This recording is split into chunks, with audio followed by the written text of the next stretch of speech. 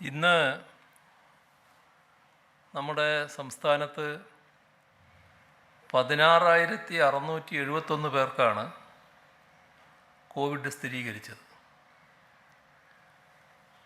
1,14,627 പരിശോധനകളാണ് നടന്നത്. ഇപ്പം ചികിത്സയിലുള്ളത് 1,65,154 പേരാണ്. 120 മരണങ്ങളുണ്ടായി. കോവിഡിനെതിരായ നമ്മുടെ പോരാട്ടം തുടങ്ങിയിട്ട് 1.25 വർഷത്തോളമായി.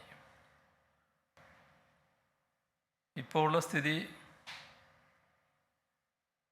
91% ആളുകൾക്ക്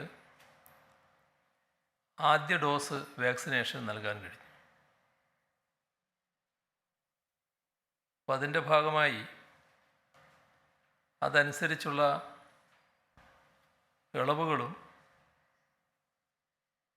സംസ്ഥാനത്ത് നൽകി വരികയാണ്.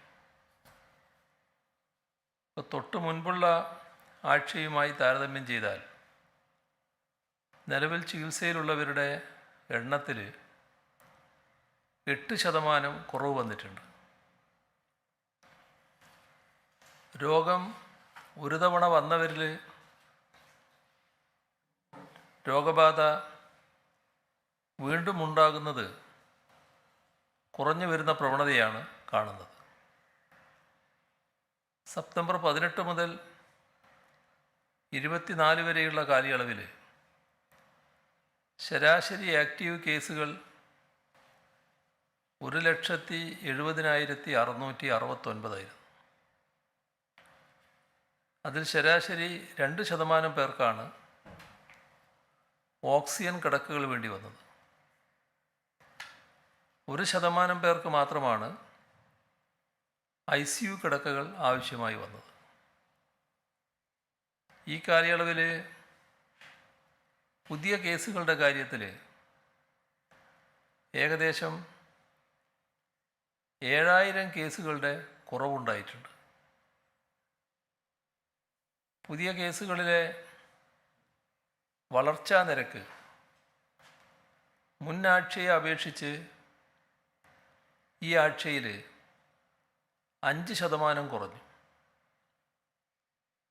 സജീവമായ രോഗികളുടെ എണ്ണം ആശുപത്രികൾ, ഫീൽഡ് ആശുപത്രികൾ, ICU, വെന്റിലേറ്റർ, ഓക്സിജൻ സപ്പോർട്ട് എന്നിവയിൽ പ്രവേശിച്ചവരുടെ എണ്ണം കഴിഞ്ഞ ആഴ്ചയെ അപേക്ഷിച്ച് ഈ ആഴ്ചയിൽ നേരത്തെ ഞാൻ പറഞ്ഞ ക്രമത്തിലെടുത്താൽ 16%, 7%, 21%, 3%, 6% എന്ന തോതിൽ കുറയുകയുണ്ടായി. രോഗം ഒരു തവണ വന്നവരിൽ രോഗബാധ വീണ്ടും ഉണ്ടാകുന്നത് കുറഞ്ഞു വരുന്ന പ്രവണതയാണുള്ളത്. ഇത്തരം കേസുകളുടെ എണ്ണം കഴിഞ്ഞ വർഷം ഈ വർഷത്തേക്കാൾ 6 മടങ്ങായിരുന്നു. പത്തനംതിട്ട, മലപ്പുറം, കാസർഗോഡ് എന്നീ ജില്ലകളിലാണ് റീഇൻഫെക്ഷൻ കേസുകൾ കൂടുതലായി റിപ്പോർട്ട് ചെയ്യുന്നത്. ചെറുപ്പക്കാർക്കിടയിലാണ് രോഗബാധ വീണ്ടും കൂടുതലായി ഉണ്ടാകുന്നത്. നിലവിൽ സംസ്ഥാനത്തെ R ഫാക്ടർ 0.94. R ഫാക്ടർ 1 കുറയുമ്പോൾ രോഗം കുറഞ്ഞു വരുന്നു എന്നാണ് സൂചന ലഭിക്കുന്നത്. സംസ്ഥാനത്ത് ഏറ്റവും ഉയർന്ന R ഫാക്ടർ കോട്ടയം ജില്ലയിലാണ്, 1.06. ഉയർന്ന R ഫാക്ടർ നിലനിൽക്കുന്നത് പിന്നീട് എറണാകുളത്തും ഇടുക്കി ജില്ലകളിലുമാണ്. വയനാട് ജില്ലയിലാണ് ഏറ്റവും കുറവ്. 0.72 അവിടുത്തെ ആർ ഫാക്ടർ. ആശുപത്രിയിൽ പ്രവേശിപ്പിക്കുന്നവരുടെ നിരക്കും ഗുരുതരമായ കേസുകളും കുറയുകയാണ്. മെഡിക്കൽ കോളേജുകളിൽ കോവിഡ് ചികിത്സക്കായി പ്രവേശിപ്പിക്കേണ്ടി വരുന്നവരുടെ എണ്ണവും കുറയുന്നുണ്ട്. കഴിഞ്ഞ ആഴ്ചയുമായി താരതമ്യം ചെയ്യുമ്പോൾ 6.7% കുറവ് അക്കാര്യത്തിലുണ്ടായിട്ടുണ്ട്. ആഗസ്റ്റ് 29 മുതൽ സെപ്റ്റംബർ 4 വരെയുള്ള ദിവസങ്ങളിൽ 1979 രോഗികളാണ് മെഡിക്കൽ കോളേജിൽ പ്രവേശിപ്പിക്കപ്പെട്ടത്. എന്നാൽ സെപ്റ്റംബർ 19 മുതൽ 24 വരെയുള്ള ദിവസങ്ങളിൽ 1361 കേസുകളായി അത് കുറഞ്ഞു. ആശുപത്രികളിൽ ചികിത്സക്കായി പ്രവേശിക്കേണ്ടി വരുന്ന രോഗികളിൽ 52.7% പേരും വാക്സിൻ എടുക്കാത്തവരാണ്. കോവിഡ് മരണങ്ങളിൽ 57.6% വാക്സിൻ എടുക്കാത്തവർക്കാണ് സംഭവിച്ചത്. കോവിഡ് മരണങ്ങളിൽ 57.6% വാക്സിൻ എടുക്കാത്തവരാണ്.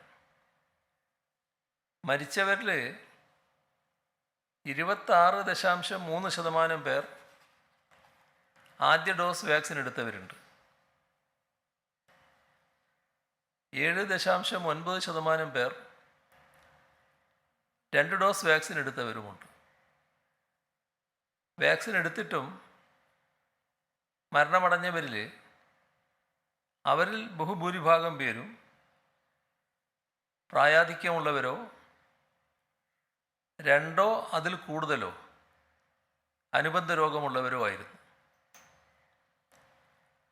പരമാവധി പേർക്ക് വാക്സിൻ നൽകി സുരക്ഷിതമാക്കാനാണ് സർക്കാർ ശ്രമിക്കുന്നത്. ഈ കണക്കുകളെല്ലാം വ്യക്തമാക്കുന്നത് വാക്സിൻ എടുക്കൽ സുരക്ഷിതമാകുന്നതിനുള്ള മാർഗം തന്നെയാണെന്നാണ്. ഇപ്പോൾ 1ഉം 2ഉം ഡോസ് ഉൾപ്പെടെ സംസ്ഥാനത്ത് ഇതുവരെ ആകെ 3.5 കോടി ഡോസ് വാക്സിൻ നൽകാനായിട്ടുണ്ട്. അതിൽ ആദ്യ ഡോസ് വാക്സിനേഷൻ 91.62%, 2,44,71,319 പേർക്ക്.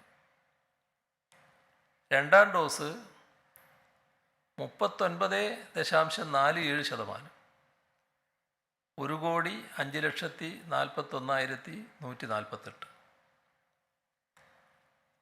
ഈ കണക്ക് വ്യക്തമാക്കുന്നത് ആകെ 22 ലക്ഷത്തോളം പേർ മാത്രമാണ് 1ാം ഡോസ് വാക്സിൻ എടുക്കാനുള്ളത്. കോവിഡ് പോസിറ്റീവായവർ 3 മാസം കഴിഞ്ഞ് മാത്രമേ വാക്സിൻ എടുക്കേണ്ടതുള്ളൂ. അങ്ങനെ നോക്കിയാൽ വളരെ കുറച്ച് പേർ മാത്രമാണ് ഇനി വാക്സിൻ എടുക്കാനുള്ളത്. സംസ്ഥാനത്തെ വാക്സിനേഷൻ നിരക്ക് 90% എത്തിയ സാഹചര്യത്തിൽ പുറത്തിറങ്ങാനുള്ള നിബന്ധനകൾ ഇനിയും നിഷ്കർഷിക്കുന്നതിൽ സാങ്കത്യമില്ല.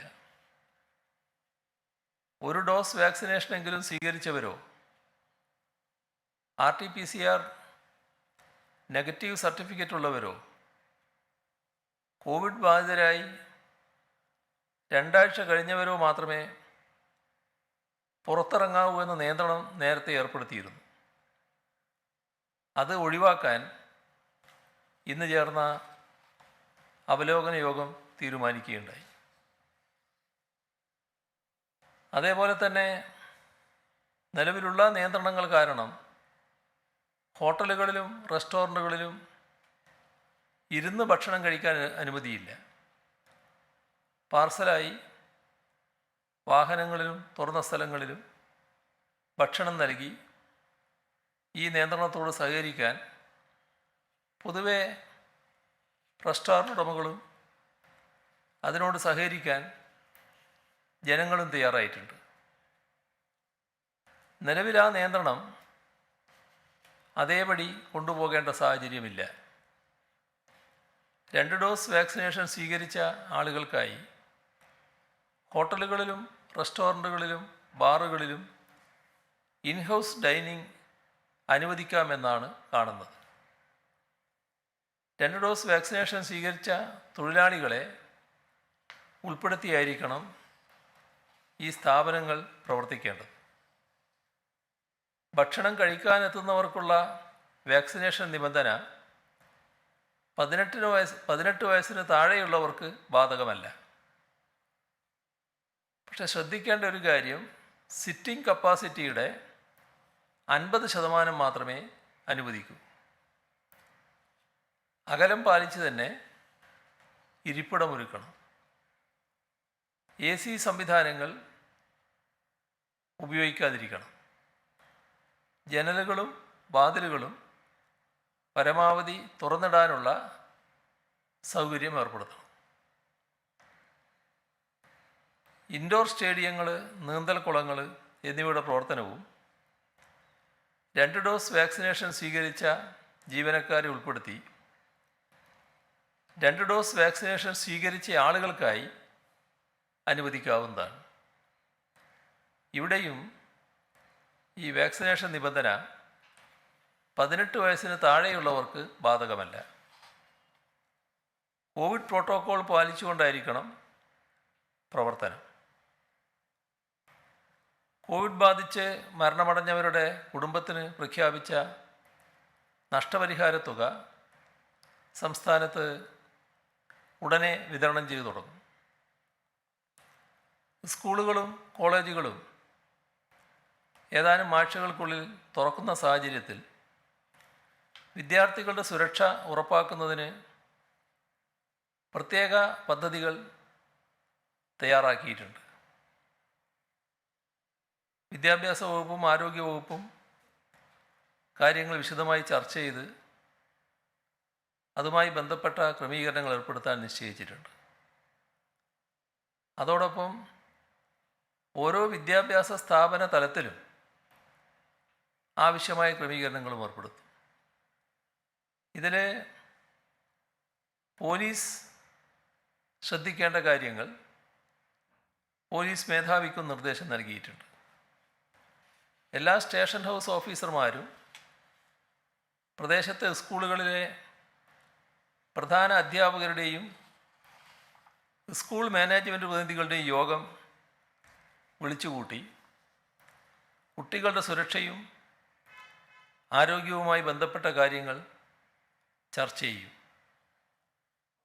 കുട്ടികളെ കൊണ്ടുവരുന്ന സ്കൂൾ വാഹനങ്ങളുടെ പ്രവർത്തനക്ഷമത ഉറപ്പുവരുത്തേണ്ടതിൻ്റെ ഉത്തരവാദിത്വം പോലീസിനായിരിക്കും.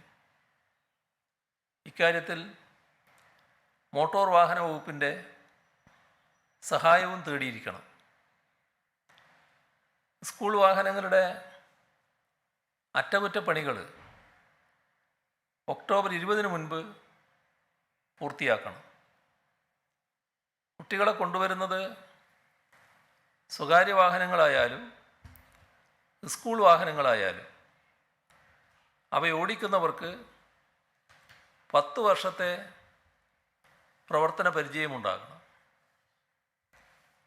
എല്ലാ വിദ്യാലയങ്ങളിലും ഒരു അധ്യാപകനെ സ്കൂൾ സേഫ്റ്റി ഓഫീസറായി നിയോഗിക്കണം. ഇക്കാര്യങ്ങൾ നടപ്പിലാക്കുന്നുണ്ടോ എന്ന് സ്റ്റേഷൻ ഹൗസ് ഓഫീസർമാർ സ്കൂളിലെത്തി പരിശോധിക്കണം. അടച്ചിട്ട മുറികളിലും ഹാളുകളിലുമുള്ള യോഗങ്ങൾ പലയിടത്തും നടക്കുന്നുണ്ട്. അത് ഒഴിവാക്കാനാവണം.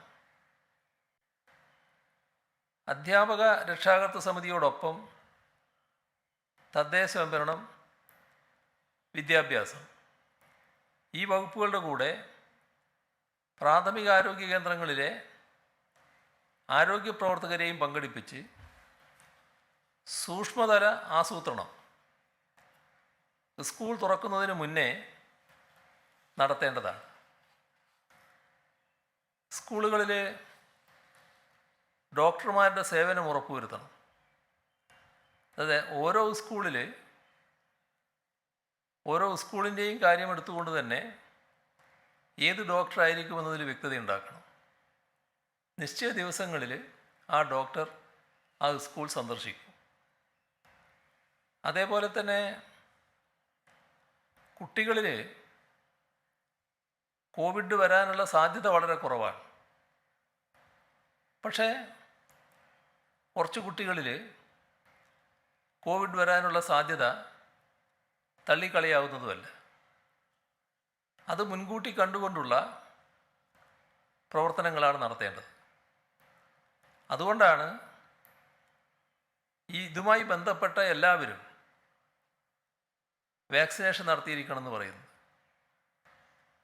വാക്സിനേഷൻ നടത്തിയത് കൊണ്ട് മാത്രം കാര്യമില്ല, അവർ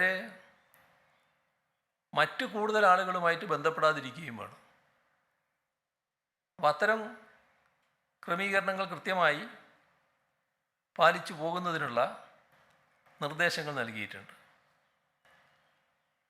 പിന്നെ കഴിഞ്ഞ വിദ്യാഭ്യാസ വർഷം സ്കൂൾ പ്രവർത്തിച്ചില്ല. ഈ വിദ്യാഭ്യാസ വർഷം ഇതേവരെയും പ്രവർത്തിച്ചില്ല. അപ്പോൾ PTA അധ്യാപക രക്ഷാകർതൃ സമിതികൾ പല സ്ഥലത്തും നിർജ്ജീവമായിട്ടുണ്ട്. ചിലത് പഴയതാണ്. അപ്പോൾ PTA അതിവേഗത്തിൽ പുനഃസംഘടിപ്പിക്കപ്പെടണം. അതിനാവശ്യമായ നടപടികൾ എല്ലാ സ്കൂളിലും സ്വീകരിക്കുകയും പുതിയ PTA വരികയും വേണം. നമ്മുടെ പ്രവാസി മലയാളി സമൂഹം നേരിടുന്ന വിവിധ പ്രശ്നങ്ങൾ സംബന്ധിച്ച് വിദേശകാര്യ മന്ത്രാലയ പ്രതിനിധികളുമായി officer on special duty Venu രാജാമണിയുടെ നേതൃത്വത്തിലുള്ള സംഘം കഴിഞ്ഞ ദിവസം ചർച്ച നടത്തിയിരുന്നു.